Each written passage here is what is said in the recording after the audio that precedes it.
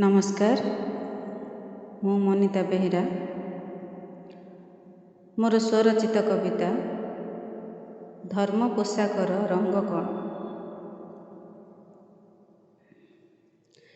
चल आजी आमे पोशाक पिंधिबा जाई काहाकु पचारिबा। हिंदू पोशाक जे पठाण पिंधिण रंग मंचे जाई बसिबा।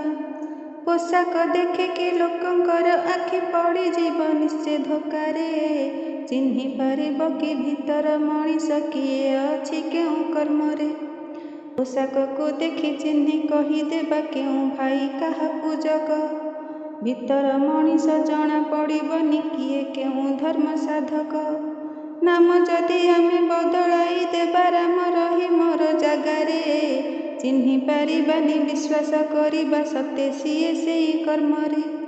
किए अछि राम किए जे रहीम चेहेरा चिन्हि न पारिबा।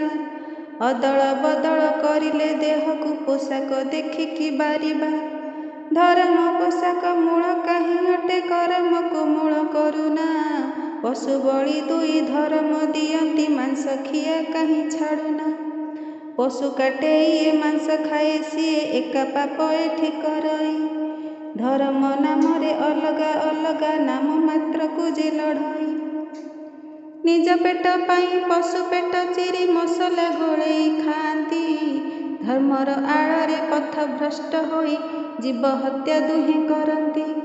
अधर्म पथरे प्रत्येक धर्मर मनुष्य आज जे मातिछि। विभिन्न आड़े पशु पक्षी हत्या निजरी हातरे करुछि।